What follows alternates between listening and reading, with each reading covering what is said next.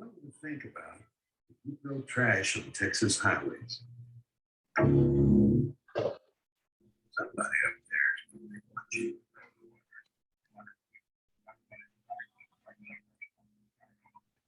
Don't mess with the Texas Confederate Air Force. So don't mess with Texas.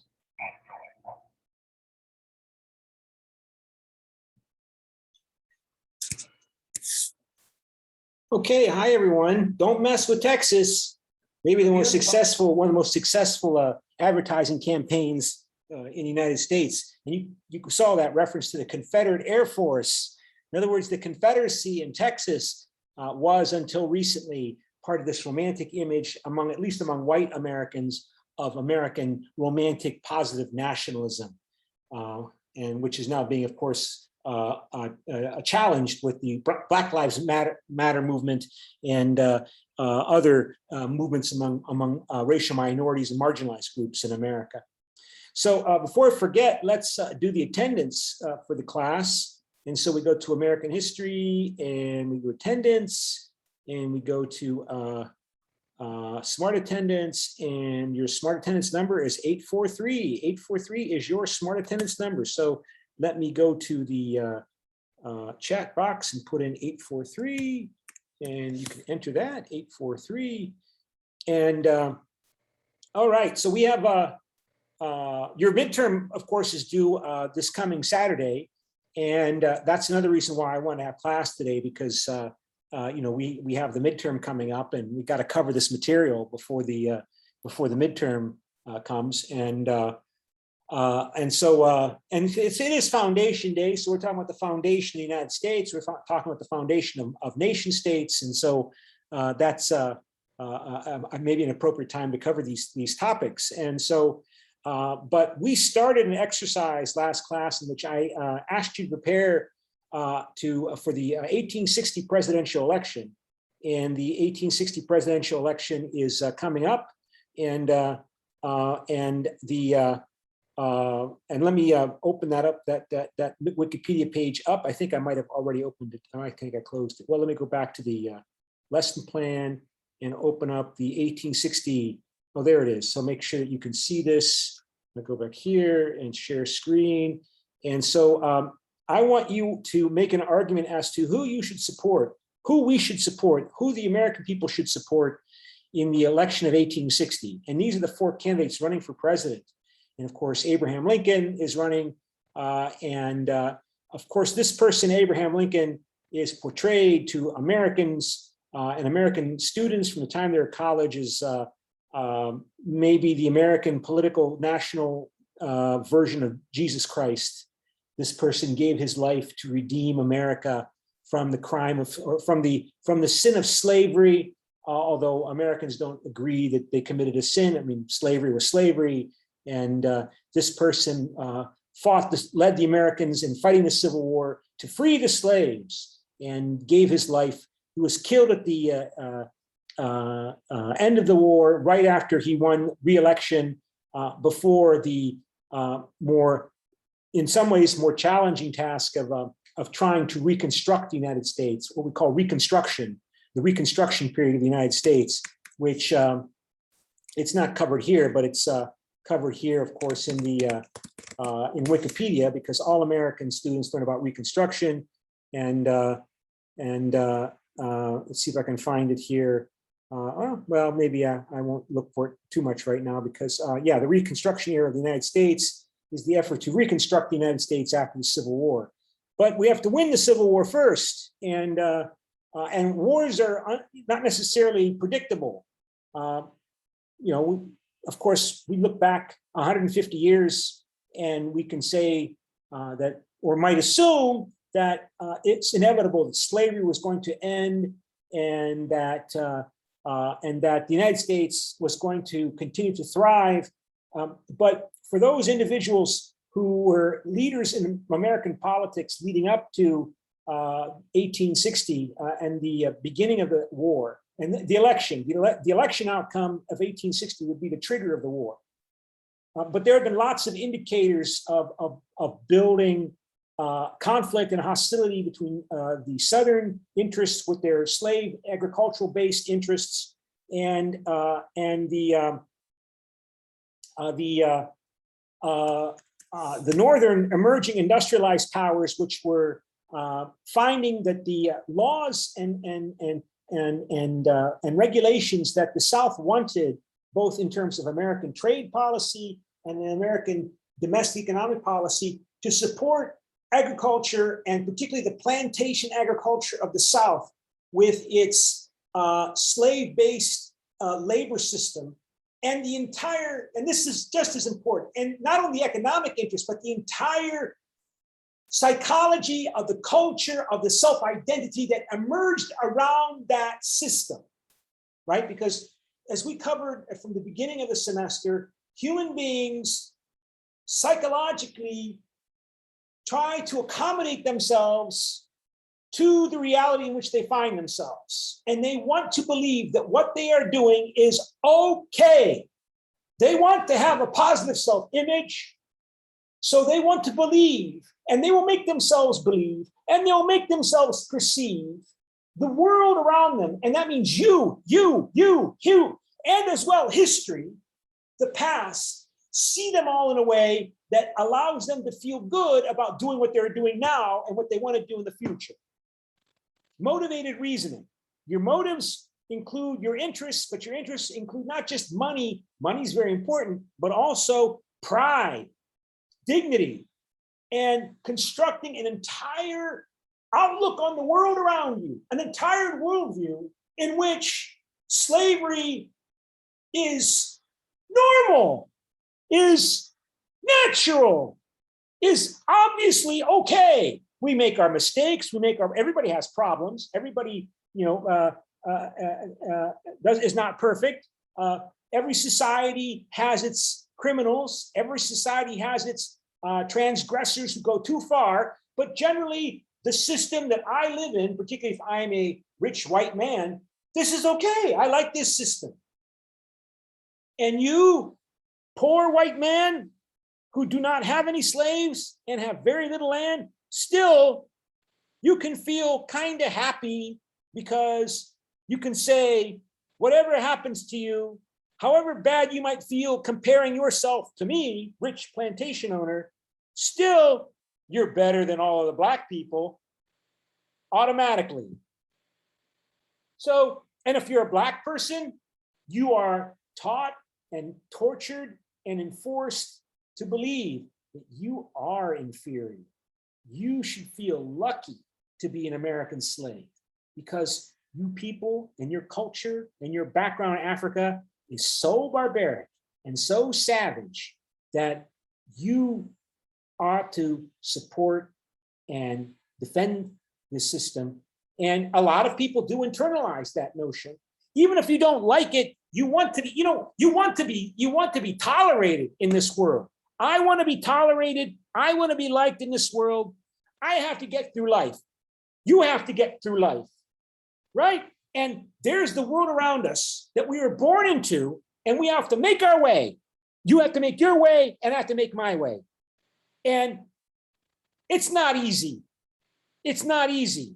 And if it's impossible to change it by breaking away from the United States or breaking away from the Japanese Empire, if you're Korea and you're part of the Korean Empire 100 years ago, you will accommodate to it. You accept it and you make yourself accommodate to it. If you can, you assimilate, like Pak Chung-hee tried to do. Adopt the Japanese name, study hard, but if you're Black and African in America, it's awfully difficult to assimilate because of the stereotypes of people with dark skin coming from Africa. So try to get white people at least not to hate you, to tolerate you. So make them happy, smile, sing, dance, entertain the white people, be entertainers. And to this day, right, still, Black people have a reputation for being good entertainers, right? I have to get through this world. I have to get through life. And so I make the best of it. And so if I'm told that I'm basically a child, I will tend to act and behave like a child just so people don't hurt me or hurt me less. So I'm trying to explain why these people went to war ultimately around the issue of slavery. Obviously, those Southern leaders, like this person, they felt very strongly about their culture, their civilization in the American South. They felt we know they felt very strongly because they died by the hundreds of thousands trying to fight to defend it and keep it. So clearly they felt this in their hearts. In their hearts, it was obvious to them that Black people and white people are not equal, that Black people are inferior, that white people should be superior, and they were going to kill and die to defend that. And they did.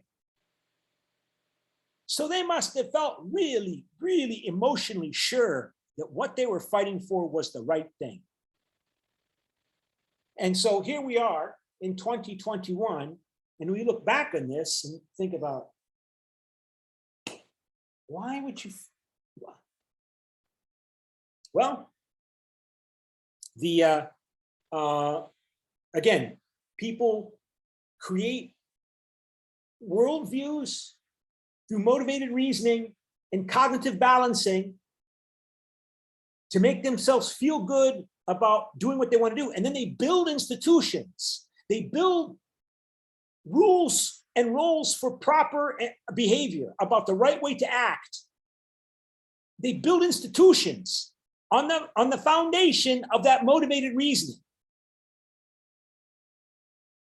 Remember, institutions, what are institutions? They're only rules and roles of behavior, like role in a film, a role in a play, a role in a musical, and rules of behavior.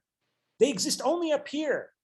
So you build a whole system of institutions, rules and roles on that foundation of slavery and justifying slavery. And then people act and behave using those rules and roles, and they make investment around those rules and roles, including money, material investment, and also identity, self-esteem investment in those rules and roles. And you have what we call a culture that we all learn from the time we are born, and that we do not tend not to question, or we just know in our heart what is right and wrong. And Black people are not equal to white people. That's obvious. And this was centered in the South.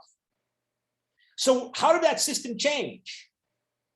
How did the South give that up? What were the forces at work that caused the South to be defeated and formal slavery to end? Although other forms of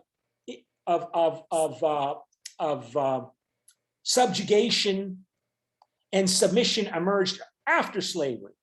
So, okay, after the Civil War was over, slavery no longer would be abolished, but there were other ways of trapping poor people to continue to work for you if you're a rich white person, including these slaves were freed by the Civil War and after the Civil War, and through their own struggle and through the actions of Abraham Lincoln as president, and then laws and constitutional amendments adopted immediately after the war in the Reconstruction Amendments, the Civil War amendments. But they weren't given anything. They had no land, they had no property, they had no money, they had no education. They were not allowed to get educated, so they were illiterate. They had nothing. They were just told, okay, you're no longer a slave. Go find a way to live. You're no longer a slave. You still have to live. You still have to work. And so they would end up often working for the people that used to own them as sharecroppers, right? The plantation owner would give them would loan them a piece of land, and then they would have to give a portion of their product, of their harvest every year to the plantation owner. And then they would often go into debt because they would never make enough money to be able to buy what they needed. So they would take loans in money from the rich landowner. And so they would go deeper into debt and deeper into debt. And so they became basically subject to bondage by debt, that they acquired large debts they couldn't pay back. And so they basically were kept as not formally as slaves, but what in Europe they called serfs, serfdom, right? They weren't formally slaves anymore, but they were bound to the land because they were in so much debt. And if you tried to run away and not pay your debt, you would go to jail. Not paying your debts or trying to avoid your debts was a criminal act. You could be found guilty and put in jail. And the sheriff and the police would be used to put you in jail. And of course, the white people controlled the sheriff and the police system in the South and everywhere in the US. And the prison populations in these former Confederate states that tried to break away in the late 19th century became very large. And these prisoners in these prisons were in effect slaves because they could be used for slave labor to build roads or do economic infrastructure work for the state without being paid. So even though slavery would end, that experience with slavery would still continue to affect not only the American South, but everywhere else in the United States. Because the South was one of the founding centers of the United States. George Washington, James Madison, Thomas Jefferson, these people were all Southerners. The great leaders of the American Revolution, the most famous ones were from slave-owning states. Madison, Jefferson, Washington. So, but the emerging economic demands and forces with modernization and industrialization were concentrated not only in the North, but they were concentrated in the North. And this desire to come up with common rules and regulations regarding, for example, labor law. I mean, how do you hire and fire labor? If you're so we're going to cover these conflicting emerging forces that are emerging and that are as expressed in politics that come to a conflict, a final head in 1860. And by 1860, when this presidential election occurs, pretty much everyone is aware that war is likely. And we already covered how under Jackson, nearly 40 years earlier, South Carolina threatened to leave the United States because it did not like the federal government's tariff policies regarding imports from England, the main export market for South Carolina cotton.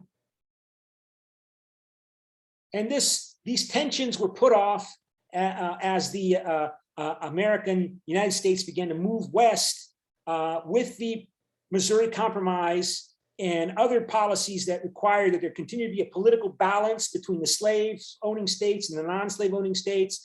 Texas added as a slave-owning state. Great Texas, don't mess with Texas. Confederate Air Force, don't mess with Texas, is added as a slave state. And Texas is maybe the most important, what's the second biggest state in the United States in population. And it's also probably the most militant Republican pro-Trump states in the United States. And there's a connection there. I mean, people that love Trump in the United States, they think it's obvious. He is reflecting what we know in our hearts to be true. Big government bad, because big government is going to try to tell me what to do with my slaves. And I don't want a big government because the big government's going to interfere with me with what I do on my plantation. So I don't want a big government. Big government bad, big government bad, socialism bad.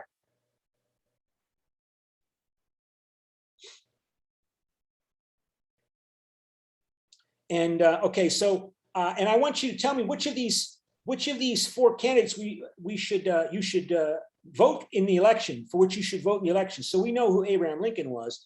This person led a breakaway faction of the Democratic Party. He was I think, well, he became he was a candidate for president of the United States, and when the Civil War began, he became the Minister of War for the Confederate States. So he is, of course, a defender of slavery. He's from Kentucky, and Kentucky is the most northern southern state, where not much cotton is grown, but there's tobacco there.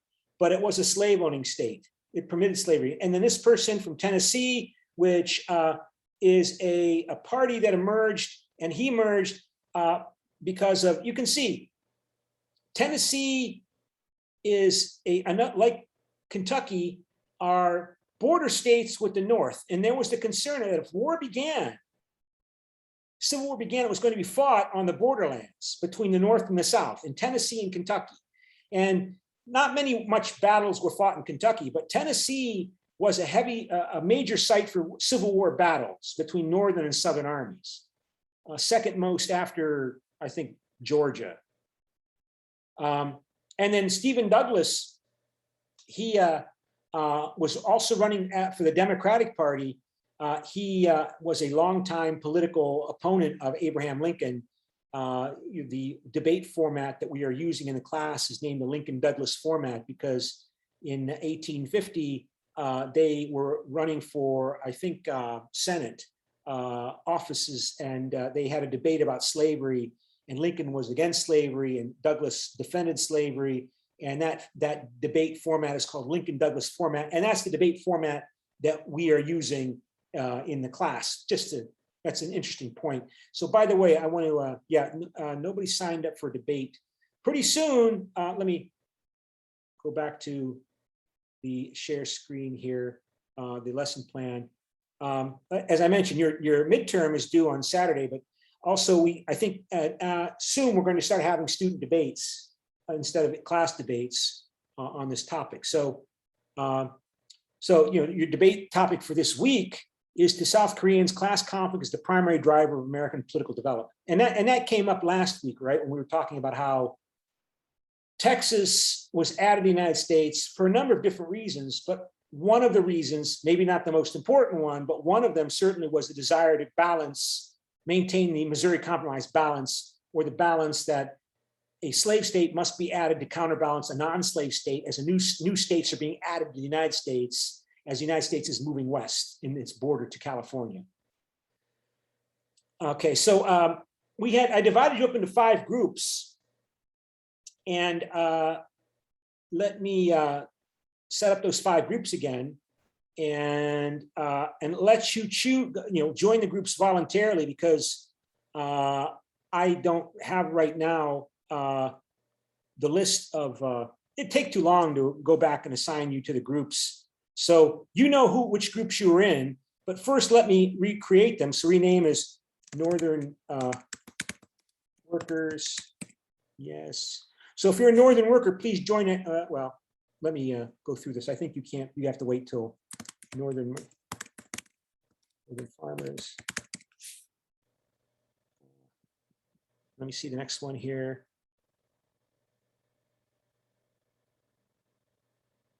Oh, sorry, messed that up. Northern factory owners, merchants, Western farmers,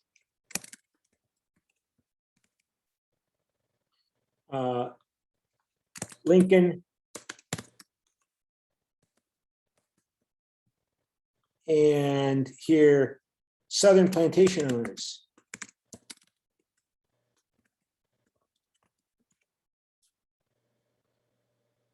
Okay, so please join those groups. Please join the groups that you were assigned last Wednesday. Please join them.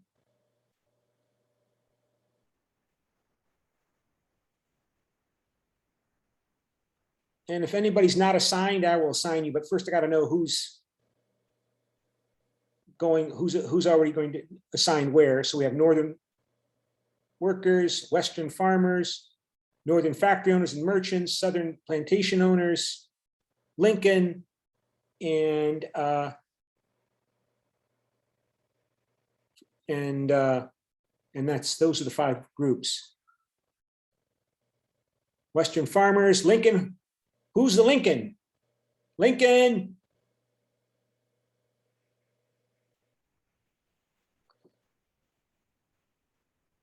These 3, Pyeon Chung-woo, Park Jung-hyun, Park Ji-un, please join a group.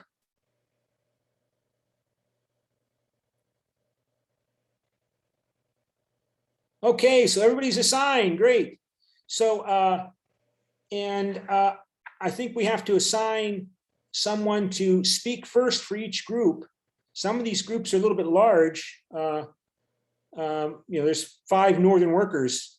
So let me flip a coin to help you prepare someone to speak for the group.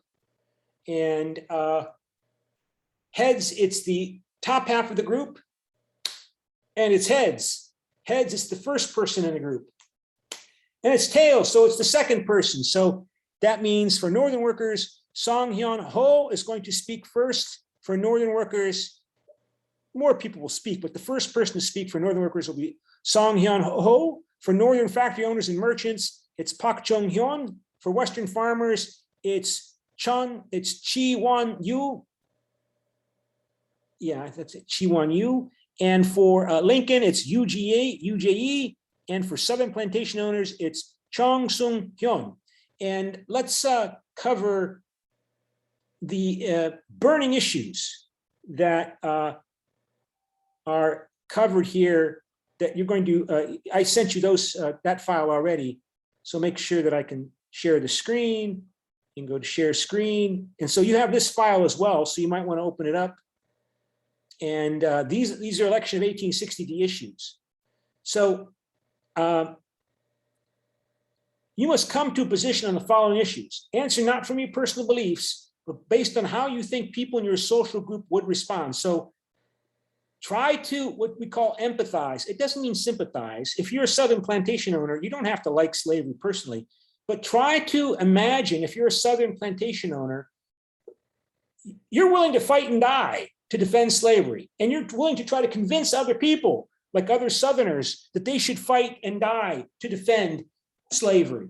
I mean, you feel really strongly about this. So try to put yourself in their shoes. Explain to me, why should slavery be allowed in the southern states where it currently exists? Why or why not? So if you're a northern worker or a western farmer or a northern merchant, should slavery be allowed in the southern states where it currently exists? Why or why not? And if you're Lincoln, I keep that in mind. Let me again show you the file. I think I posted this file as well already on the website, so you can see it. Not that one, sorry.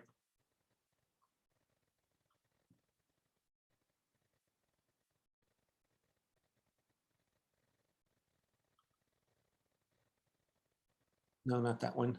There it is. I see it.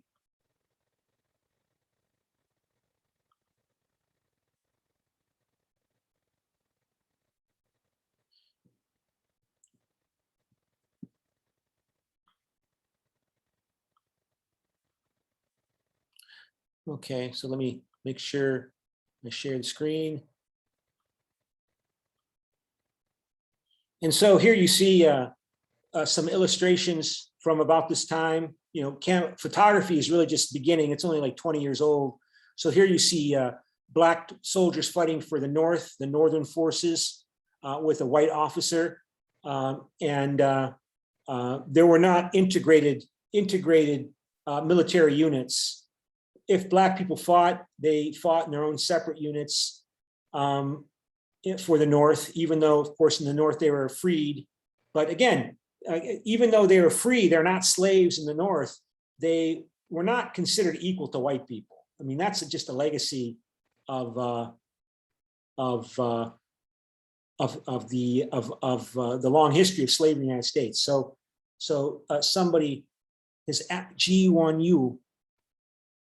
So G1U wants help. So yes, G1U, what did you want?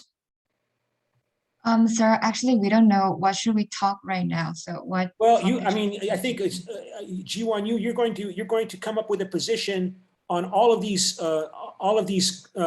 burning issues. So let me go back to the burning issues so everybody can hear me speak.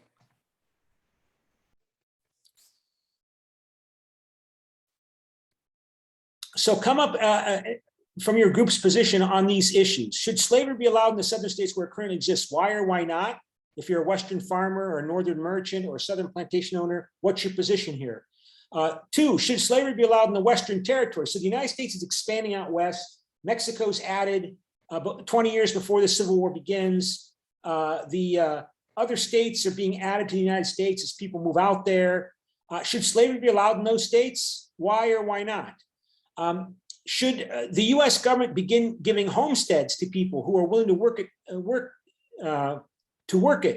If, in other words, should the United States give free land to people who are willing to move out to these Western states where there had been only indigenous people, but there's nobody, Europeans don't live there. Remember, there's nothing there. There's no roads, there's no infrastructure, there's not railroads yet.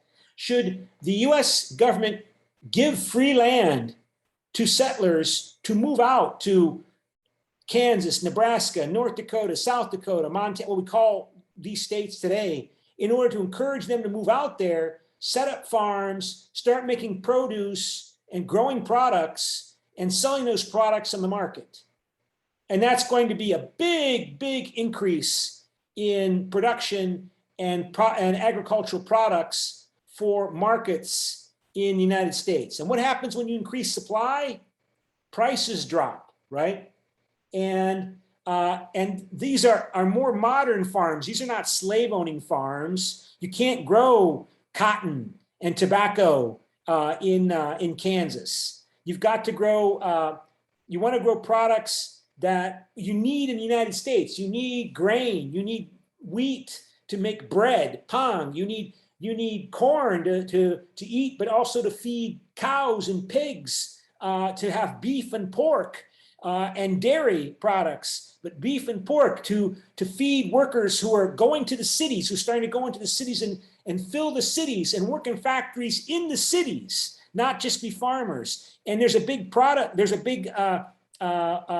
growing demand to produce modern agriculture that will supply the emerging northern workers, the workers who are going to be working in these factories and who are going to be working, are going to be paid for their work by the day or by the week. They're going to sell their labor as a commodity. They're not going to sell themselves as human beings. They're not going to be slaves, right? If you're a Southern plantation owner, you often find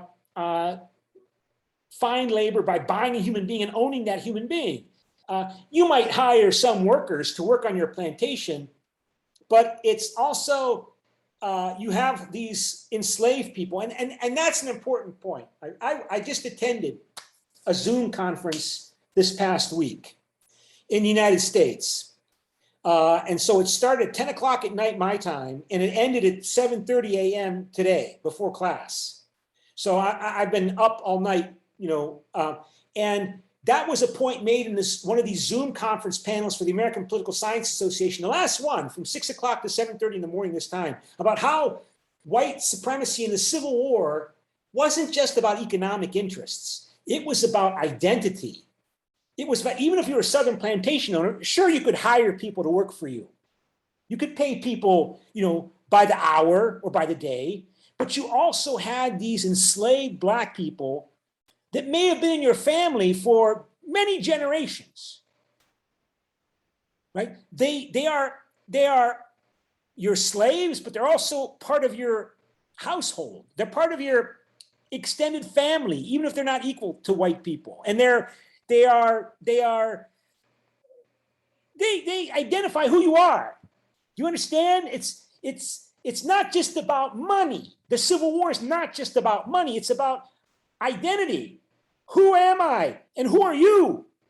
And what is happening to change, force me to change, who am I? And if I'm a rich Southern person, particularly a white Southern man, I'm like a Yangban in Chosun, Korea, right? I'm king of my plantation, basically, not officially, but basically. I'm admired by the women, the slaves, and the people, the poor people honor me. They call me sir. I'm like an aristocrat. I'm like a Yangban. And everything makes sense. And if you're a poor white man, you have a place in this system as well, because you are always better than the black people just by being born white. And now we have this emerging industrialization where people are being paid to work. Labor is commodified. It becomes a commodity. You're paying people for their time and their energy. And if you don't need them anymore, you don't pay them. You don't buy their time and energy. And this is challenging, this new emerging economy is changing the way people are behaving, and it's changing and it's challenging your identity and your interests and the thinking of the people that support you being the superior Yangban, the superior aristocrat, the top person. They can see all of these people emerging who are working for pay, for a salary, for a paycheck. They're questioning and challenging things. They're attacking your system. You can't compete economically with the more efficient farms in the West that have lots of land, that there is free. I mean, these Western farmers are getting homesteads. A homestead is free farmland. You don't have to pay for it. You just go out there. I mean, I slightly exaggerate, but you have to pay almost nothing for it. You go out there and you just claim it and it's yours. But if you're in the South or you're in the established territory in the North where people have been living for 100 years, you can't just take land. You got to buy it. And that means you need a loan from a bank. And that means you have to pay that loan back. And that's a cost. These Western farmers, they're going out to the West and getting all this free land. How are you going to compete with those people?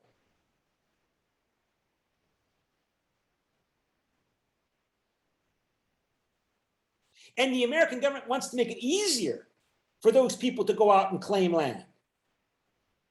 They want to build railroads, infrastructure that go all across the United States, so that this production, this agricultural production can be shipped easily across the entire United States, so that beef and pork raised in Kansas can go to Ohio or Pittsburgh and feed steel workers working in steel mills in the steel factories in Pittsburgh. And this emergence of new economic forces is disrupting established social relations, including identity relations and status relations that were typically ascribed. You're a white man, I'm automatically ascribed superior status in this world, in our society, than all the other black people. And that's coming under challenge.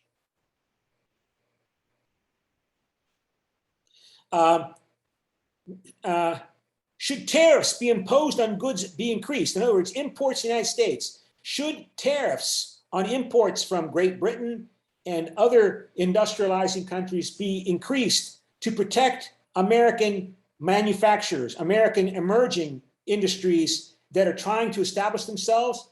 But it's difficult to compete with Great Britain because Great Britain's established industrialized country, right? So if you want to encourage and protect American industries, industrialization, and promote American industrial companies, there's this pressure to block British imports by putting tariffs on British imports. Why or why not? Should the US government use tax money to support the building of railroads across the country? So I already talked about railroads. And use tax money to build these railroads, to link up the Pacific Ocean coast with the Atlantic Ocean coast. And list the issues that your group feels most strongly about. So, in other words, you want to appeal to other American citizens to support you. So you have to talk in romantic, symbolic terms about how what you want is good, not just for you, Western farmers or Northern merchants or Southern plantation owners or Lincoln administration or Northern workers. It's not just good for you, it's good for your whole America and the whole world if you get what you want. So list the issues that your group feels most strongly about, because you want voters to vote for you and your candidates.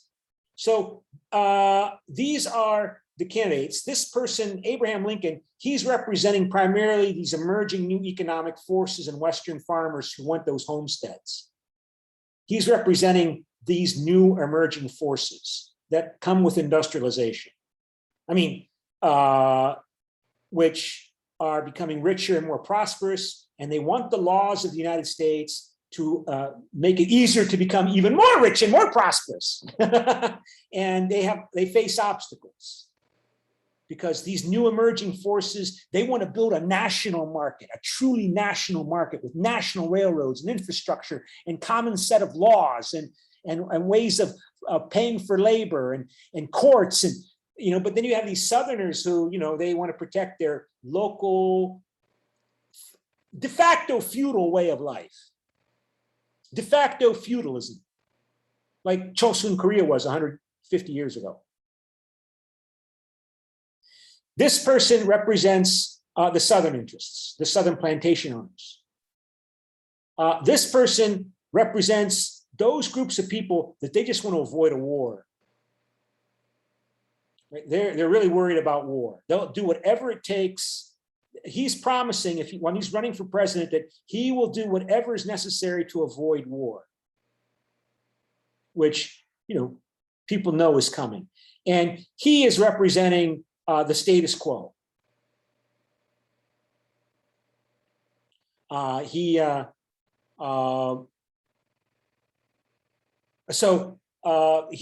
more representing, I would say, the Northern merchants who are more willing to compromise regarding Western expansion, continue to protect the interests of the South, more compromise with the Southern plantation owners. But this person is the one who's advocating building a national industrial economy in our terms. I mean, and establishing farms to feed that industrial economy, because you're going to need to grow commodities on a vast scale. People coming into the United States, immigrating from Germany and Ireland, and they're poor and they don't have money, so they're going to end up working in factories. They're not typically going to get farms unless they become homesteaders. They get a homestead. A lot of people will try to. They're fleeing poverty in Europe, so they're coming to America, and a lot of Irish people will join the army because that's one way to immediately get a paycheck, to make some money. And I think what I read in one source that half of the soldiers that fought in the American Civil War, half of them were immigrants or the children of immigrants in America. They were people that came to America, or they were immigrants, that the children of immigrants they were born in America, but they were the children of immigrants.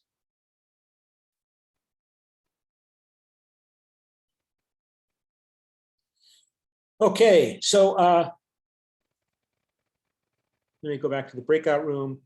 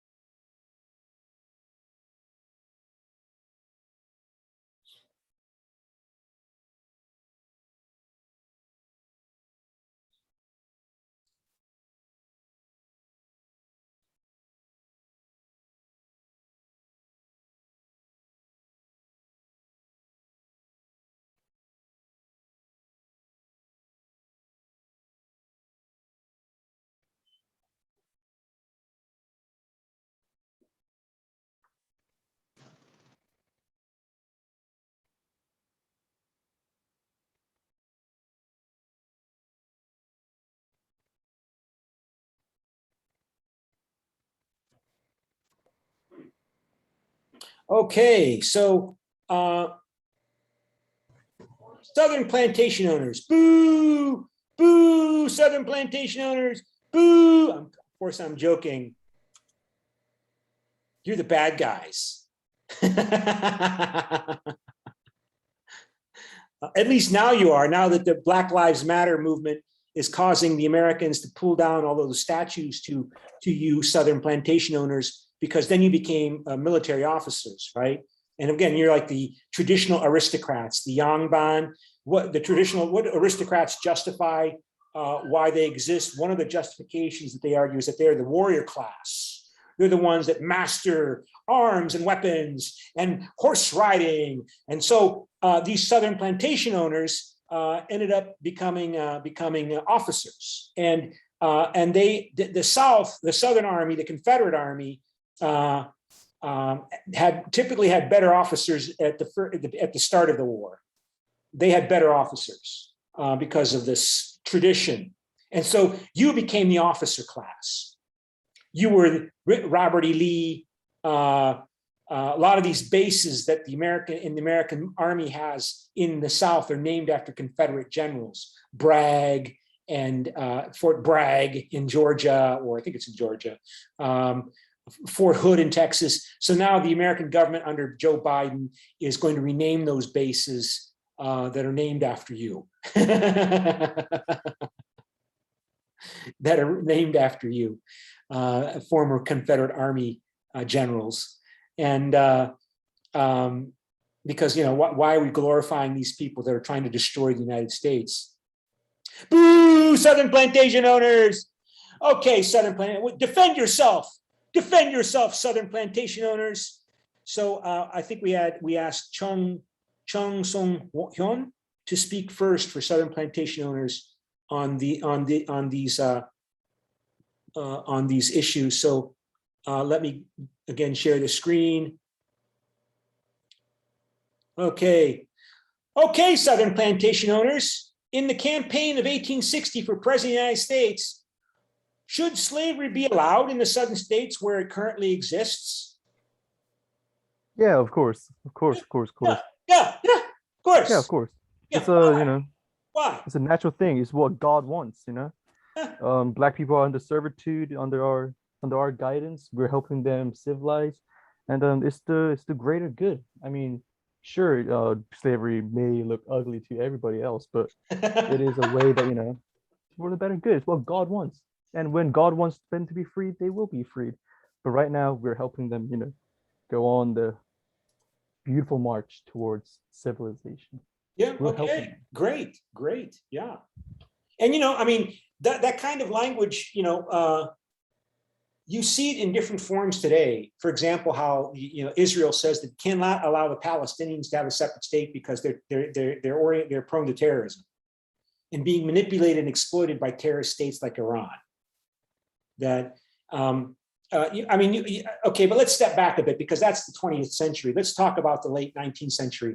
The British would justify their empire and their subjugation of Indian people, non-white people like in India by talking about the white man's burden. Rudyard Kipling was a great poet. You might have heard of him. I don't know how many of you are like English language majors, but if you you know, if you study British literature, you're gonna read about Rudyard Kipling. And so let me see if I can you know, show you the Wikipedia site. So he coined that frame that it's the white man's burden to bring civilization to these Zulus and Hindus and of course they might suffer. You might, if you're a soldier in this marvelous, glorious British enterprise, the British Empire, giving your life as part of the white man's burden. I mean, he wrote great books, and some of them are still popular, you know, today in media and the like. The White Man's Burden, and so on. You know, that's the justification that the British and the French and the Germans and later the Japanese, right? The Japanese would say the same thing, that they were bringing modernity to Korea and the rest of the of backward Asia, rather than let them be exploited by the racist British and your other Europeans. I mean, the Japanese would mimic and copy these prevailing dominant views that were shaped by European domination and imperialism at the height of Europe's power at the end of the 19th century. So the Japanese would borrow all of this and use it to justify and conceptualize their own thinking about what they were doing, particularly even when they were fighting the Europeans. Because the Japanese empire always talked about how it was freeing Burma and French Indochina from white racist imperialism. As they created what they called the Greater East Asian Co-Prosperity Sphere. So you can have internal forms of imperialism and external forms of imperialism, and they're often related to each other because, of course, the British and the French would establish client states or colonial indirect or direct rule states in Western Africa in order to that emerged around the transatlantic slave trade. I mean, I'm reading a great book. It's in my backpack by Professor Paul Farmer of Harvard, the head of the public health department at Harvard. And he wrote a 700-page book, which I'm going through, about how medical systems are so weak in Western Africa. And the first third of the book is about Ebola, the Ebola pandemic of 6 or 7 years ago, 2015. So it's not talking about COVID-19, but the last 2/3 of the book is about the establishment of Guinea, of Burkina Faso, of Liberia, a state founded by freed American slaves under President Monroe. And so the capital of Liberia for liberty or freedom is Monrovia. And the American freed slaves would go there and they become a ruling caste over the native Africans. It's fascinating stuff. And how these states emerged to supply the very lucrative slave trade with the Atlantic to supply the transatlantic slave trade. So, but the point I'm trying to make is that these internal stereotypes that we have in America about Black people, people of color, are also very much connected with international relations, the history of international relations. And they're still alive in the terms that are used to justify, for example, America's war on terror. What is the war on terror? It's white man's burden. We're going to eliminate terror all over the world for you, the good of the world. But who's in favor of terror? It's a new form of the white man's burden. And it's self-justification. It's motivated reasoning.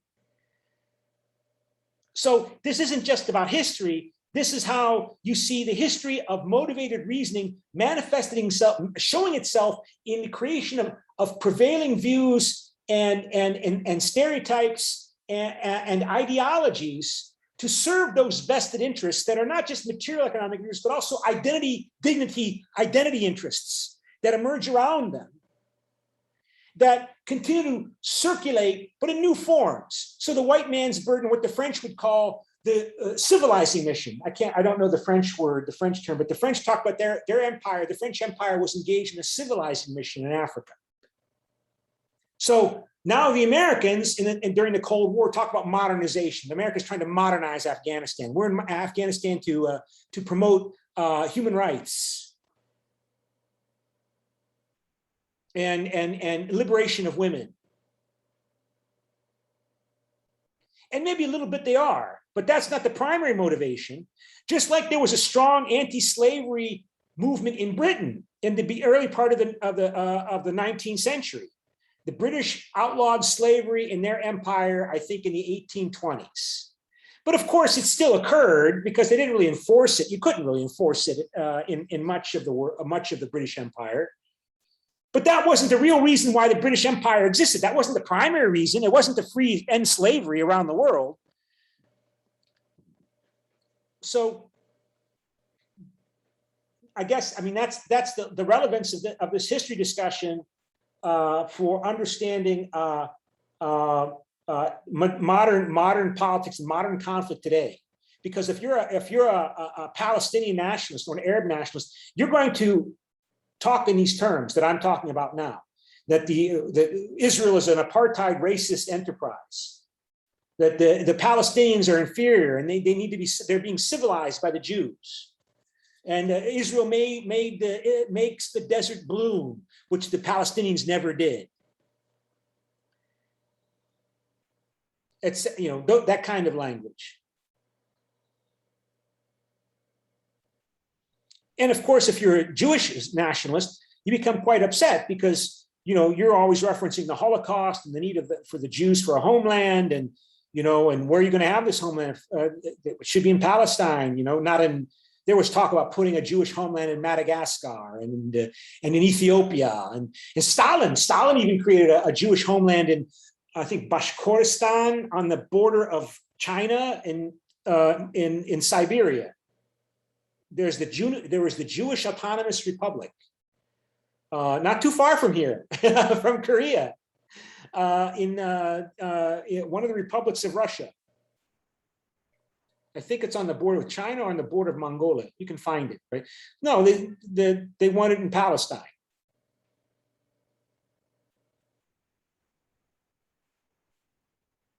So, okay, so going back to this discussion. So let me go back to, I got a screen share, stop share, and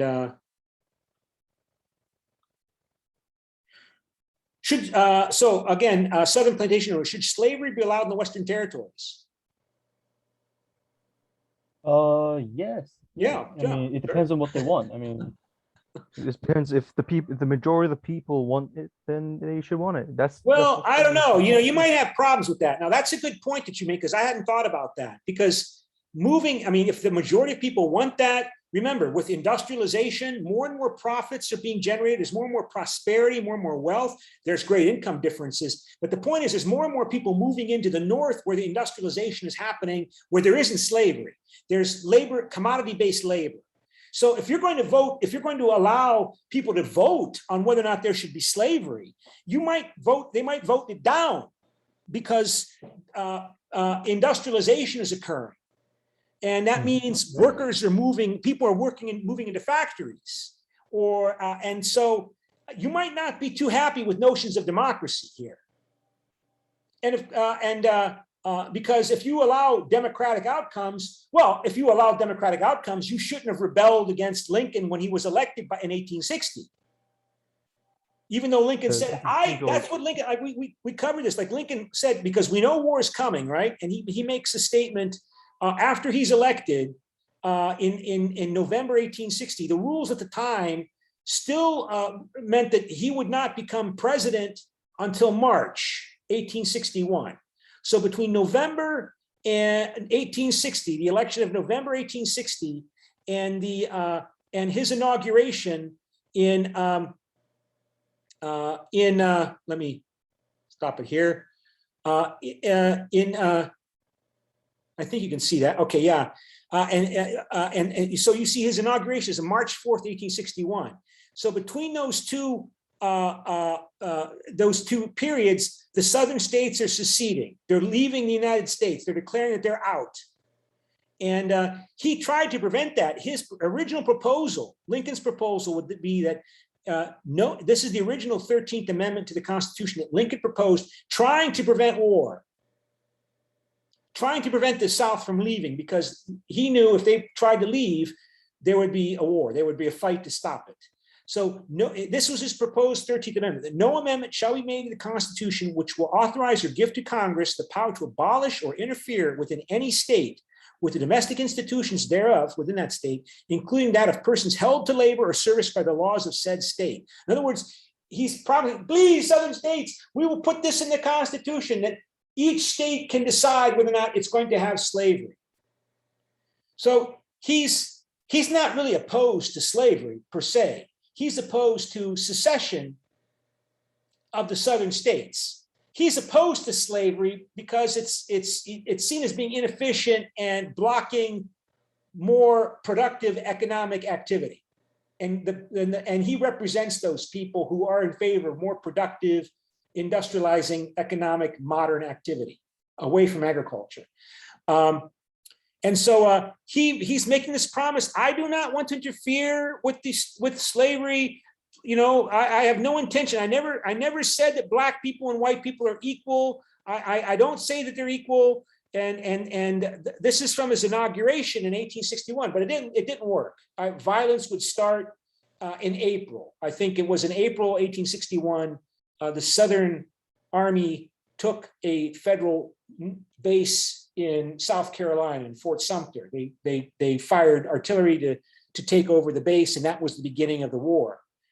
And so, but American children, the point here in terms about how Americans are brainwashed to believe that anybody who was in power deserved to be in power and was good. They get a picture of Lincoln, much more simplistic picture of Lincoln. They get this kind of picture of Lincoln, which I think I can find here. Is that it? No, that's not it. Sorry.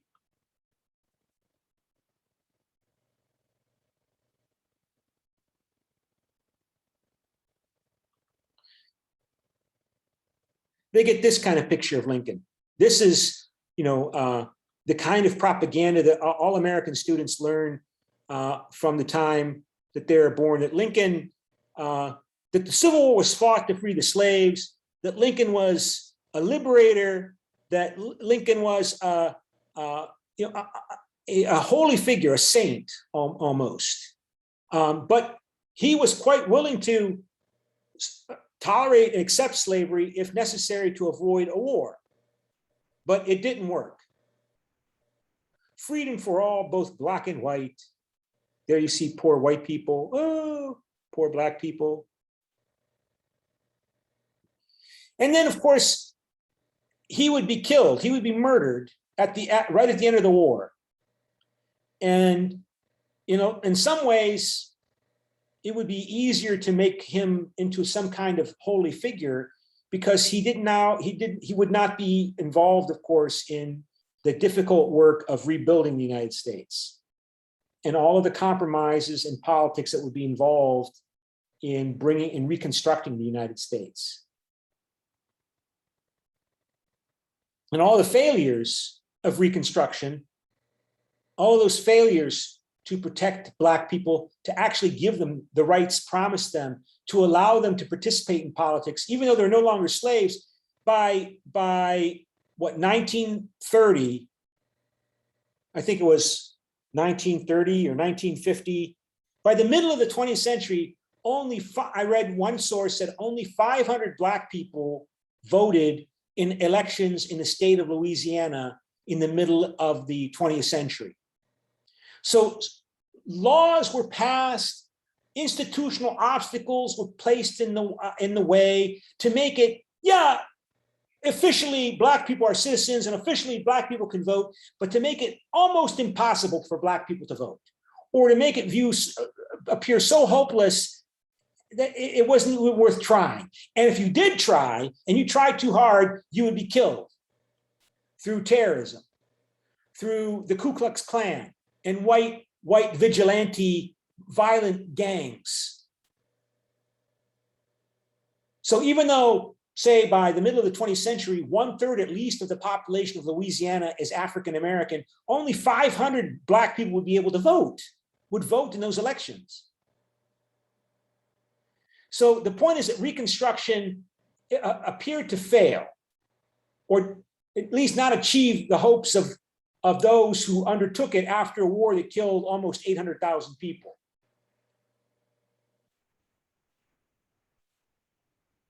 And of course, he would get none of the blame for those mistakes, for those failures, because he would be killed in 1865.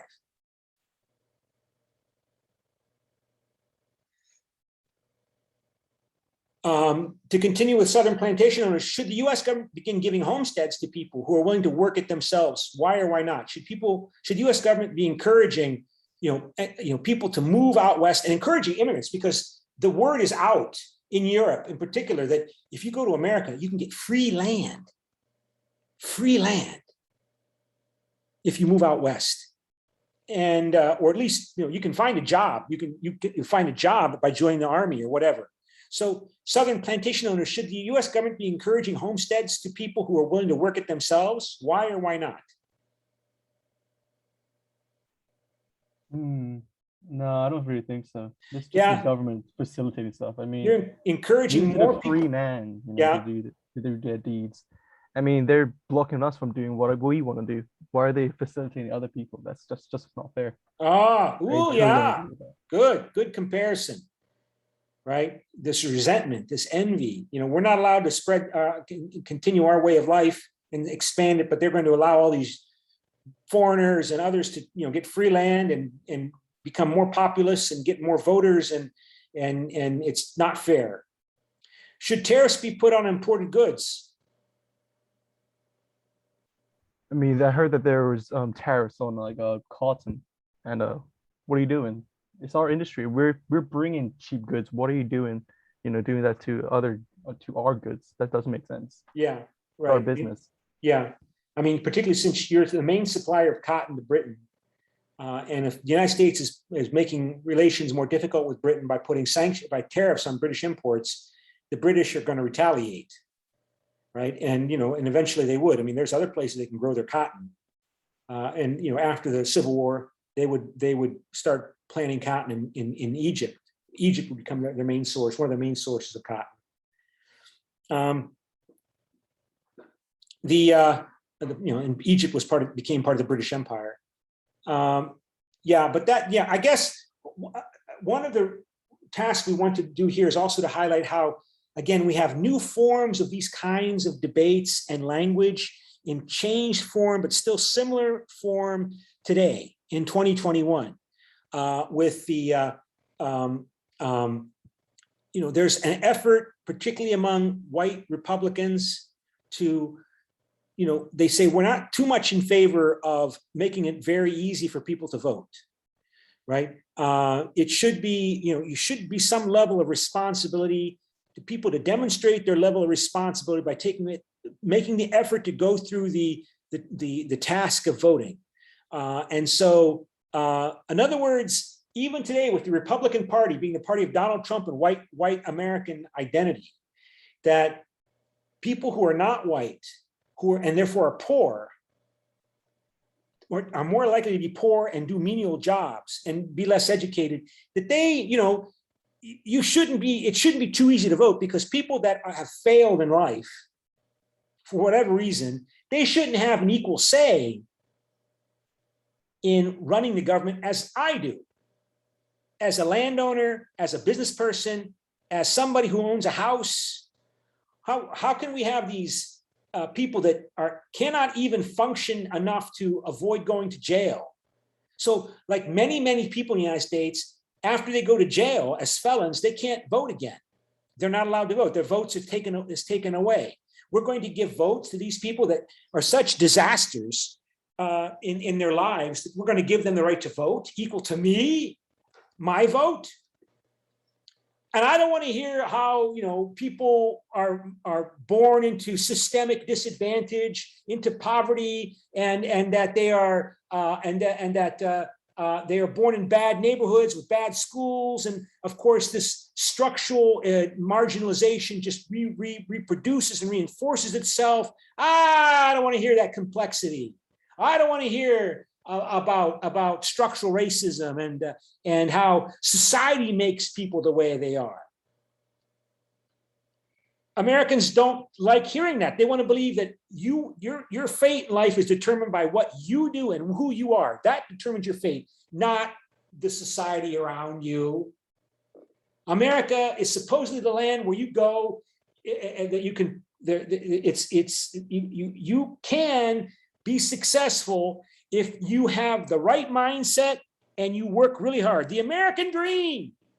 So I don't want to hear about how poor people are poor and backward and have problems and it's difficult for them to vote unless we make it as easy as possible, because they don't have cars, they don't have access to transportation, they don't have identification that you need to show when you go vote, that you show who you are. Because if you're a poor person who's never had money, and you might not have a driver's license because you don't have a car, you grew up poor, you might have lost your license because you like to drink too much and you've been stopped for drunk driving, and you've done it more than once, so you don't have a driver. When I want to vote in elections in Ohio, I have to I have to show identification. This is one of my forms of identification. It's the Ohio driver's license, right? And 95% of Americans, maybe 90% of Americans have a driver's license, but 10% or 5% don't. I don't know how many don't, for various reasons. They don't drive, they're old, they lost their license because they drink too much, and they got stopped by the police too many times. So here is, I just remembered, I have this, a ballot for the upcoming elections in Ohio. Ohio has elections 3 times a year. Remember the American Creed? One of the elements of the American Creed is democracy. There are elections all of the time in US. We have 3 every year. So I got my absentee ballot from the Stark County, Ohio Board of Elections. There's 88 counties in Ohio. Each of the counties governs and runs the election. They have oversight of the election. And so the election is on November 2nd. And so I got these files, these documents, and I have to, here's the election ballot. And there's almost nothing here, because there's too many elections. So, and look, city of Louisville, there's only one person running for mayor of Louisville, Ohio, my hometown, of about 10,000 people. There's nobody else running against Pat Fallon. For member of the city council, 3 people are listed. I'm supposed to vote for no more than 2. So I have to choose one person not to vote for out of these 3. And Louisville City School District, I have to vote for a member of the Board of Education. So the schools are controlled by the local Board of Education. And it says vote for not more than 3. There's only 3 people listed here. And I have to put, when I fill this out, I have to put the ballot in this identification envelope, statement of voter, and it asks me for either my Ohio driver's license here, or the last digits of my social security number,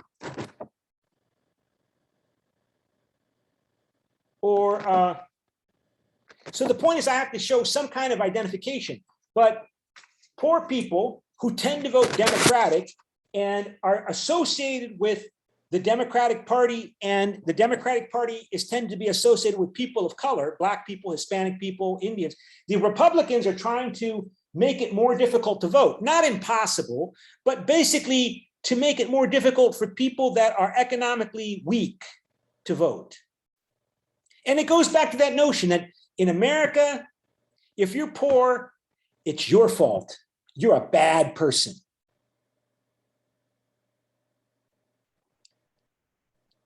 Going back to the founding of the United States by these Protestant Calvinist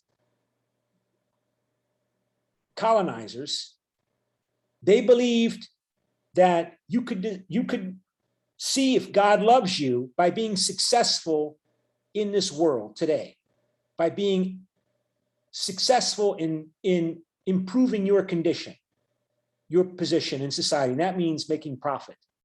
And if you're poor, it's because God doesn't love you. And America is a land of resources. You should be able to be prosperous. And if you're not prosperous, it's your fault. You're a bad person. And if you're not prosperous, you might not have a driver's license because you don't have a car.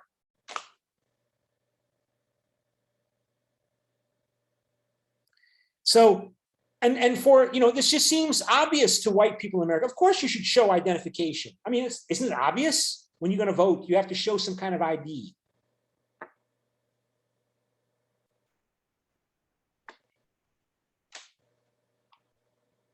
So again, America does not like poor people. I mean, it's different from Italy. It may be different from Korea because Koreans, Italians, continental Europeans, they have this bigger understanding that there is a world out there, and that I was born into this world as a peasant or a yangban or a business person, and I have my place, and I should be respected for who I am, because in the continental European perspective and also in continental Asia, there is this belief, more of a holistic, organic view of the world, that society is like a human being. There's a brain, there's a heart, and somebody has to be the feet, and somebody has to be the intestines. And it's not very pleasant, but the body cannot exist and function without everything. And according to that book I highlighted earlier by Seymour Martin Lipset, right? The American exceptionalism, the continental European principle that the aristocracy is supposed to take care of everybody else, because the aristocracy is the brain of this body politique. And the brain cannot live without the feet and the intestines. And the brain knows it, and the intestines know it. And we all agree on that. But the Americans, they rejected that belief in that there's a body politique and there's a community to whom we owe our higher service and our allegiance to each other as members of separate classes. The Americans don't like this notion of class. They all say that the overwhelming majority of Americans claim that they are middle class, from the people that work with minimum wage to people that work to higher income. We're all middle class. Whereas in Europe, England, Germany, there's this understanding that I'm a worker, you're an aristocrat, you're a burgher, a city dweller, and we are strongly class identifiers. And we are all acceptable, we're different and necessary, and we have some kind of obligation to cooperate as groups. But Americans don't like talking about class. Even though there was de facto serfdom in the American South. But the justification was, well, Black people, they're not really equal to white people anyway, so we can't include them in this mindset. And that still is there in America. Even though people don't realize it or deny it, they might really deny it. They might really believe that America is not, I mean, again, we elected Barack Obama as president. If we're a racist society, how did we elect a Black president twice?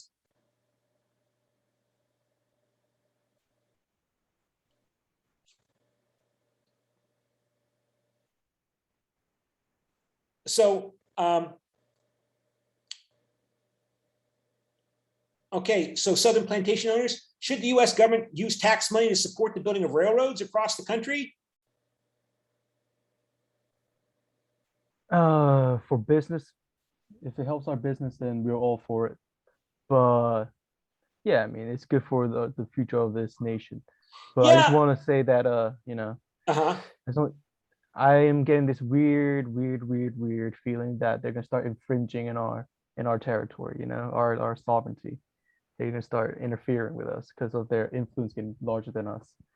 If that's the case, oof. You still see it today in the U.S. Thank you. You still see it today in the U.S. about this dislike of the central government and its infrastructure plans, even though the infrastructure that the American government built has made tremendous contributions to the development of the American economy. So, like, for example, I don't know if any of you have been in the United States, but like we had this large interstate highway system that the South Korean reproduced that model. You know, these highways that you don't ever stop. You just drive and drive, no stoplights. Sometimes you have to pay money on them. The interstate system. And that was built in the 1950s. But the justification for it was that we needed to build those roads in order to be able to mobilize American military for fighting the Soviet Union, for fighting World War III. It was under Eisenhower, President Eisenhower, and the argument was that we needed to build the state road interstate system to mobilize against the communists if we have to fight World War III. And of course, it's played no role in that. It's been used to develop the economy. But this hostility to developing infrastructure under national government, which would create a truly national economy, which would infringe upon this parochial focus of people's lives in their originally in their farms and in their non-interference in the established relationships they have between man and woman, white and black, white and Hispanic. Because if you have an expanding, more powerful national government through, for example, infrastructure like railroads and other roads, that this will nationalize these disputes or conflicts and cause disruptive change in our way of life.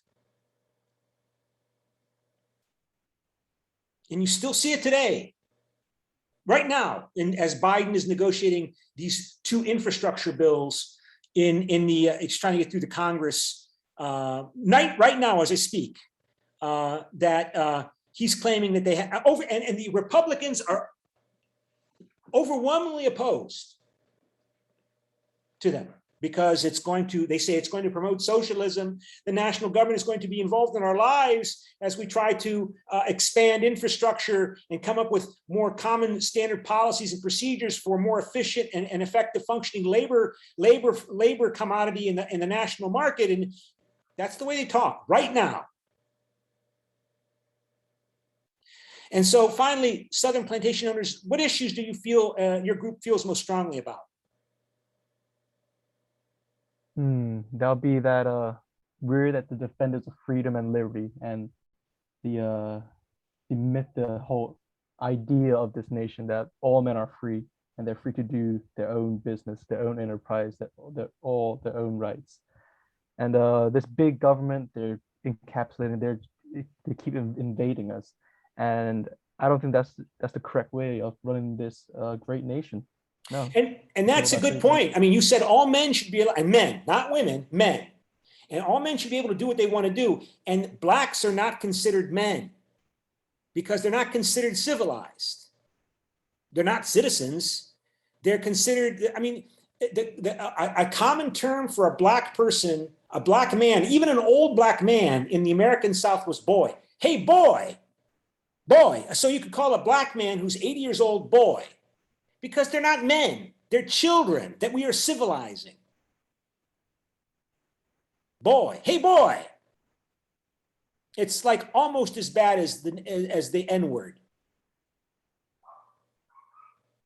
And it's not just the Americans had that term. The British would refer to their Indian servants in the British India as my boy. They did the same thing to the Indians that they had serving them for the British civil servants living and working living and working in India. That's my boy. Oh, maybe I show you this. I don't know. I'm wasting too much time. There's a great YouTube clip from a famous movie called with Humphrey Bogart and what's her name, Casablanca, right? And the woman there, Sam is the player of the piano in that in the bar in Casablanca, and I don't have the YouTube, and this is 1940s, right?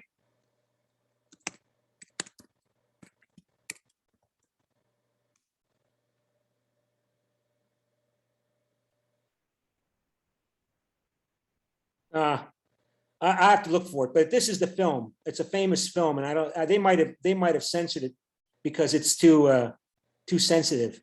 But she calls Sam, his old black African American piano player, a boy. And this is one of the most famous films ever produced out of Hollywood. So I'll show it to you next class. Okay, let's continue on here. Let's see who's next. Let's go to Lincoln. And so Lincoln, let me go back to the And UJE, Lincoln. So UJE, what is your group's position on these burning issues? And let me, UJE. Okay. Am I speaking? Yes. Oh, okay.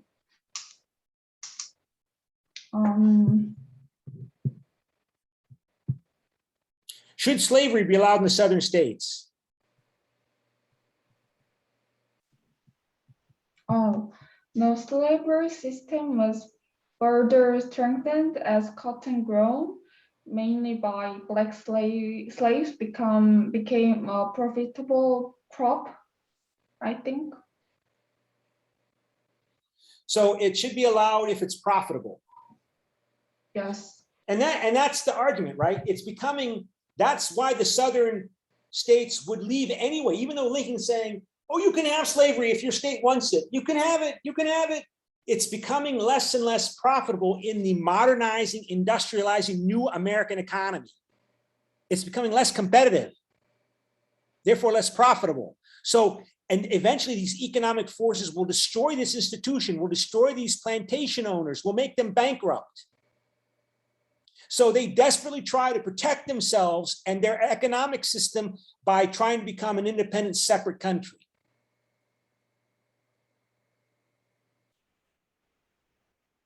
To use the power of an international border to try to protect their way of life, quote unquote. Even though Lincoln is saying, I'm not going to abolish slavery. I don't want to abolish slavery. They know what you know, that their method of economic, their business model is increasingly uncompetitive.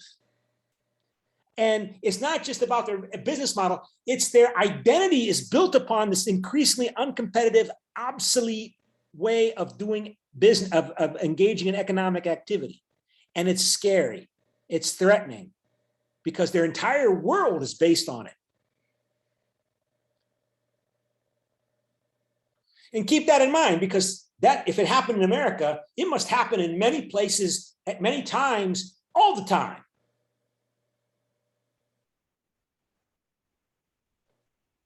In different contexts and situations with different peoples, right?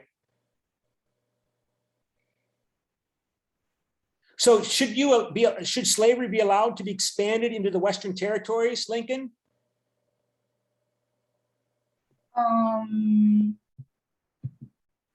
In the early 19th century, Southern slavery was closely related to the issue raised by the expansion of the West. Southern people thought it would be politically disadvantageous if new states were unable to join the federation due to slavery, we thought. Yeah, I mean, if you keep expanding the United States, these people want to expand the United States to make money. And slavery is not the way for lots of people to make money. If you've got slaves, okay, maybe you're making some money, but you've got these people coming in from Ireland and Germany and other parts of Europe, and they're coming in from other countries. They'll be coming in from China. They'll come in later from Korea, Japan, and they want jobs. They want jobs in factories. They want industrialization. They want modernization. They want to develop the modern economy. And if you're expanding in the Western territories, you're encouraging the development of that modern economy. You get a sense how these Southern plantation owners, they're just an obstacle. They're a block.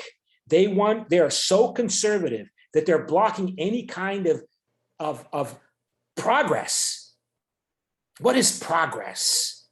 There's no progress. Progress means change. Should the US government begin giving homesteads, basically free land to people to move out west where there's nothing, there's no roads yet, no railroads, no telegraphs. You have to protect yourselves from Indians if they attack you. You have to clear the land, although there's lots of resources, like trees for lumber. I mean, can you imagine what it's like to to cut down all those trees and make that land into farmland, but it's free. What do you think, Lincoln?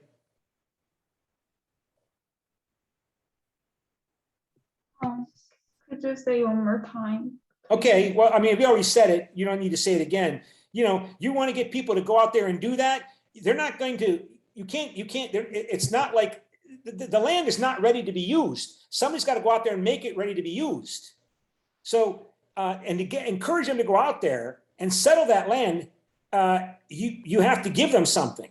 And there's still, I mean, still lots of people. I mean, I went to graduate school with somebody when I was from North Dakota, and his family still lives on the farm that they got as the homesteaders 150 years ago in North Dakota.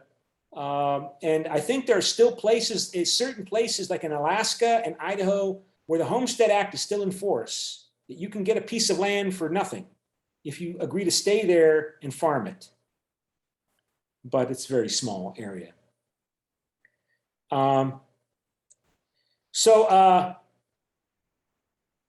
Tariffs.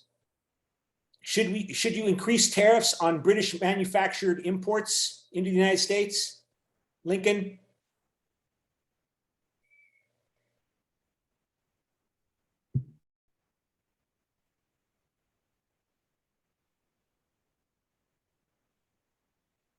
Abraham? UJE?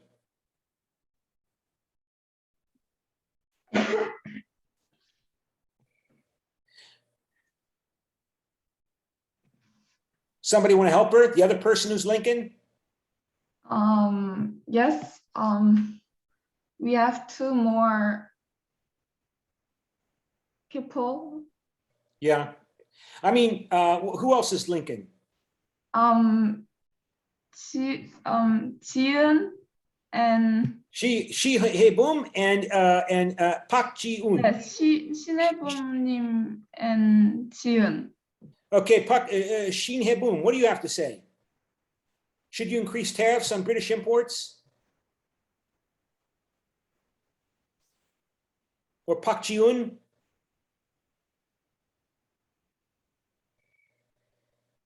Remember, you're running for president in 1860, and you represent these emerging new business interests, the new modernizing, industrializing economy. So are you going to be in favor of putting tariffs on imports from Britain, of British manufactured imports? Well, yeah, we should put more tariffs on the imported goods from the Great Britain, because we should support our own domestic industry. Yeah. And so if we put like less tariff on the imported goods on the products from Great Britain, it's gonna be against our domestic industry. Yeah. And that's an important point to keep in mind, because somehow particularly American students, they have this understanding or this assumption that capitalism is in favor of free trade, that capitalists are in favor of economic liberalism, the capitalists are in favor of democracy, and they're not. They are in favor of democracy, and they are in favor of free trade. They are in favor of political liberalism and economic liberalism if it helps them make more money. But if democracy and free trade obstruct their ability to make money, then they're not going to favor economic liberalism, political and economic liberalism. I mean, there are the capitalists in the South who are based in agriculture and plantation business that are opposed to free trade and opposed to expanding democracy. But the Americans have this belief that if China industrializes, let's talk about today, that if communist China industrializes and you develop all of these businesses and they develop a new economy with middle class, that they're going to demand democracy and they're going to fight for democracy. And some will, but most will not. Because if the Communist Party is and the government is seen as providing them with opportunities for more money, generally speaking, not everybody, but generally speaking, they will support who they think is going to help them make more profit, whether they are authoritarians or not. and that you can look for, but again, you say, well, that's obvious, right? It's not obvious because the American students, they have this belief that capitalism equals democracy. Democracy equals capitalism. And it's not. And you don't find it anywhere. You might find it a bit in like Britain because of their unique history of Britain when the emerging middle class was challenging the corrupt authoritarian Yangban aristocrats. And so they wanted more participation to change the system so they could make more money, which meant opening up the political system, reforming the House of Commons, everything that you study in British history classes about the modern period in Britain. But in other places, you find, for example, that the German capitalists accommodated themselves quite well with the Kaiser, with the authoritarian Juncker system. Industrialization didn't liberalize Japan economically. Industrialization doesn't automatically lead to democratization. But the point is, Americans are taught that democracy equals capitalism. So the more capitalism you have, the more political freedom you have. And it's not that simple.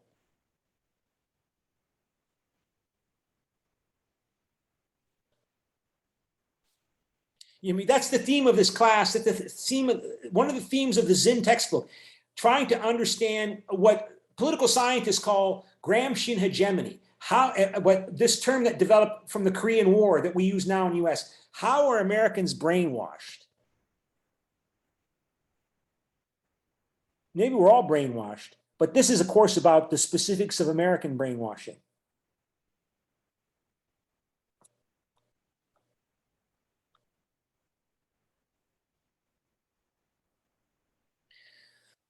Okay, so we have limited time here, so so go back to the breakout rooms. So northern factory owners and merchants. And whom did I ask to speak? Pyeon Chung-woo, or Park Chung-hyun, or Kim Hwan-sok? I think we asked what, the bottom person? Pyeon Chung-woo? Pyeon Chung-woo, Yes, what's your group's position on these burning issues leading up to the 1860 election? Should slavery be allowed in the southern states where it currently exists? I think no. No? You think it should be abolished? Why should it be abolished? Because since we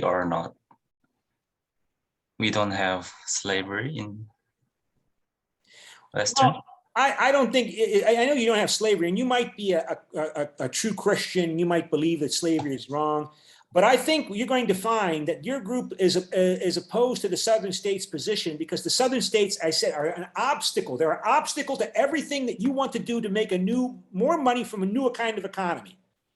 They don't want infrastructure. They don't want railroads extending all over the place. They don't want to expand out into the West with free homesteads. They don't want to create a modern national market economy. And you do, because you can see, man, we can make some big money out of this. But no, the South wants to maintain their way of life based upon plantation agriculture and enslaved Black people, and they don't want anything to threaten that. They don't want any kind of political changes that might increase the power of interests that are opposed or that are not interested in supporting those kinds of laws and infrastructure. They want to develop new infrastructure. They're just in the way. They're just in the freaking way. Not that you necessarily feel that Black people should be equal to white. It's just that they won't let you make more money.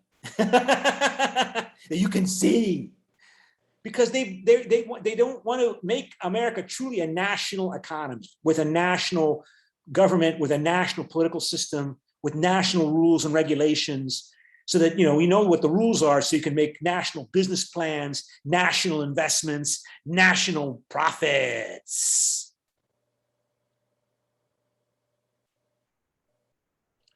So you probably don't want slavery to expand the Western territories because you don't want more of these problems. And even if you tell the Southerners, okay, well, let's, somebody proposed, let's let each territory have a vote. But if you have a vote, they know if you let them vote, as more and more people move into these cities and to these farms coming from other countries around the world, they're not going to be so excited about the way of life of the aristocratic slave-owning South. I mean, you consider them to be obstacles to progress. They're obstacles to progress. They're not as bad as the Indians, but the Indians are weak. You don't have to worry about the Indians. I mean, the Indians you can deal with because they're so weak. But the Southern landowners, they are just a problem. They are a freaking problem. And Lincoln is your man. Should the U.S. government begin giving homesteads to people? Well, if you can get those poor idiots to go out there and make a farm and then use our railroads to ship their grain, their cattle, their swine on our railroads to our slaughterhouses in Chicago to make meat to feed the workers in our factories. Yeah. Should tariffs be put on imported goods be increased? Yeah, put tariffs, because we want to, we want to build up, we want Americans to make money, not British companies, American companies and American company owners to make the money. But again, if this is about economic interest, why is this important? Because again, Americans are taught when they come, from the time they were born, that a civil war was fought to free the slaves, that the Civil War was a war for human rights. And it wasn't. It was about profits. With some concern about human rights. I'm just saying the primary motivation wasn't human rights.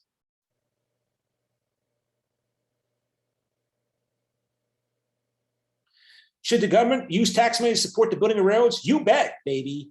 Build those railroads and list the issues that the group feel most strongly about. What issues do you feel most strongly about, Northern merchants?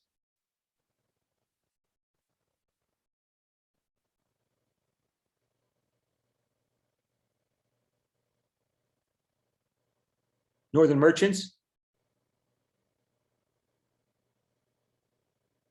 Anyone, Northern merchants?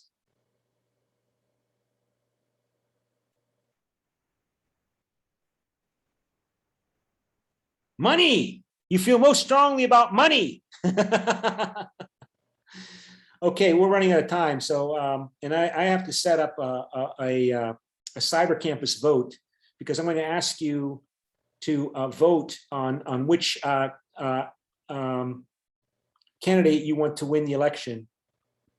And so we go to American history, and I forgot to do this earlier. Not that it really means much.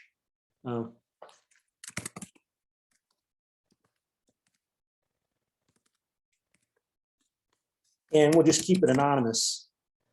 So go now, we go today, 12 o'clock.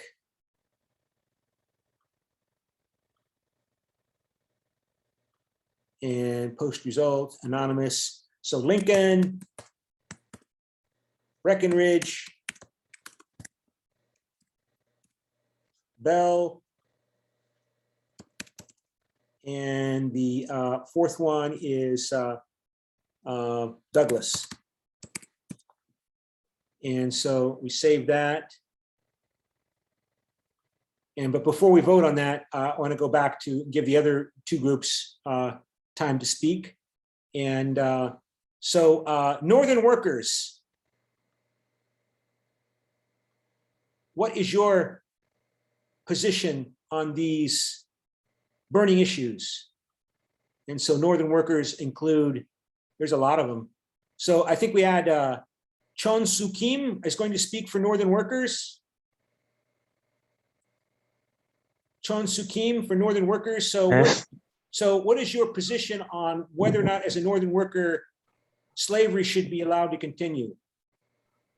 I think If slavery was abolished in the South, slaves would become cheap laborers, and their jobs would Yeah. be threatened by the black workers who moved into North. Yeah. So you have ambivalent feelings. At the same time, slavery is also cheap labor, obviously, because they're not paid as slaves, but at the same time, they're not the most efficient, effective workers, right? And you want workers that are able to work independently, who work for pay, who are easier to control.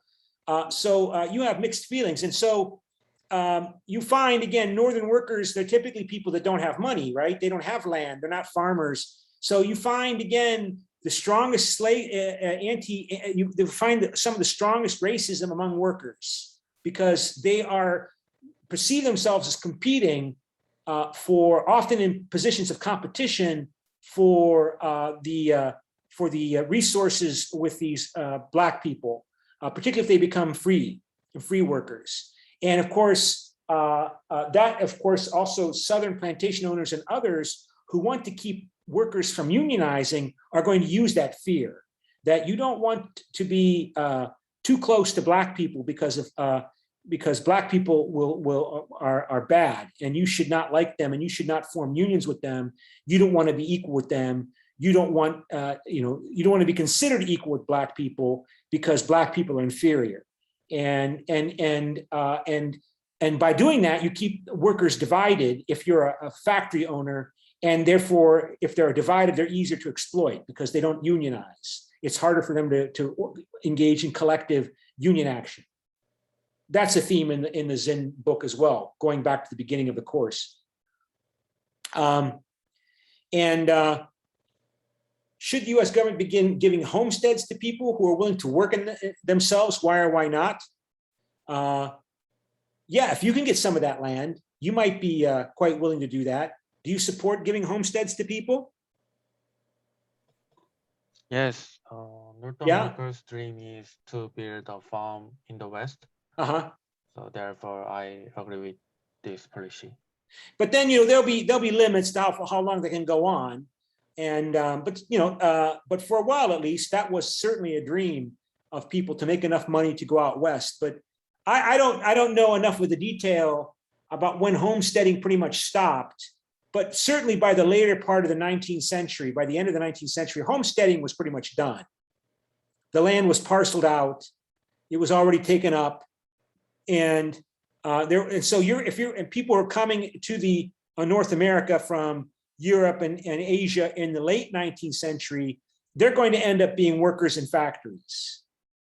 And the factories are really exploding in size and in a number in the US. And so you're going to become a proletariat, an urban proletariat later on. Should tariffs on imported goods be increased?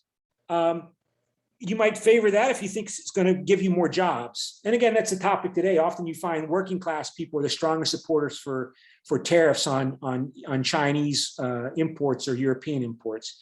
And should the U.S. government use tax money to support the building of railroads across the country? Well, if you can get a job, maybe helping build them. And we have, I think, one more group, and that is Western farmers. Western farmers, we had, let me see, who's the Western farmer? Chi Huan Yu, Western farmers. What is your position? So what's your position on these burning issues? Do you think slavery should be allowed to continue in those states where it already exists? Actually, we decide that Ihon will answer the first and second question, sir. Okay, go ahead.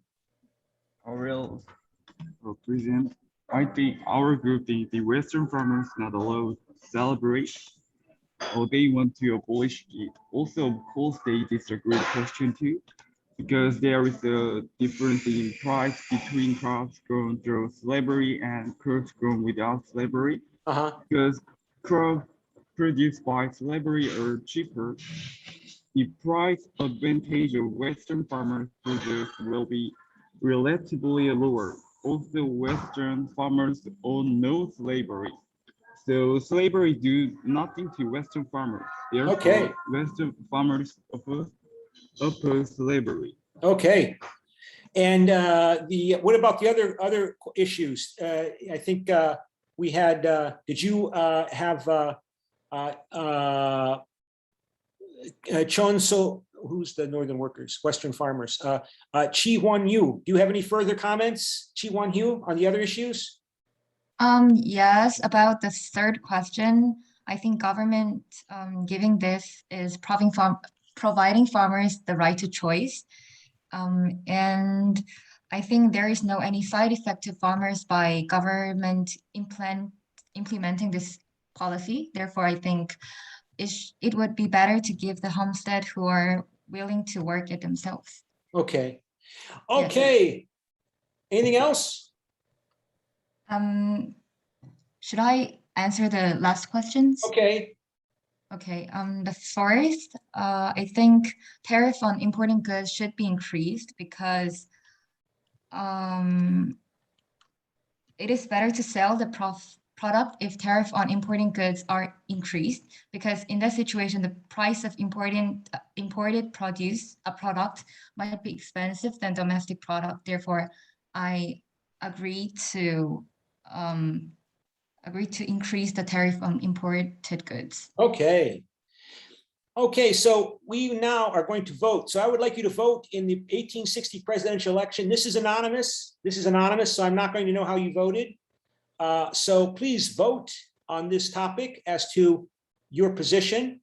Again, war is looming. War is on the horizon. You know it. And so, has everybody voted? I'll give you another 15 seconds.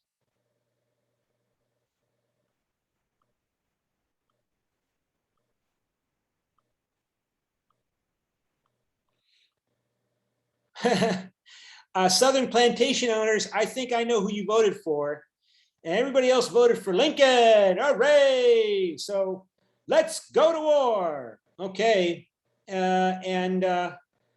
That's where we'll stop today. And I hope those of you who didn't have a chance to speak, I hope you can use your ideas and comments on the assignment today, which is due for tomorrow, the 150 word paragraph on class conflict is the primary driver of American political development. So, if you have some ideas that you want to use that you didn't have a chance to express, you can use them in your paragraphs, but make sure you're using that information from the reading to support your arguments. Okay, and that's it for today. Anything else? If not, I'm going to close the class, okay? Happy Foundation Day.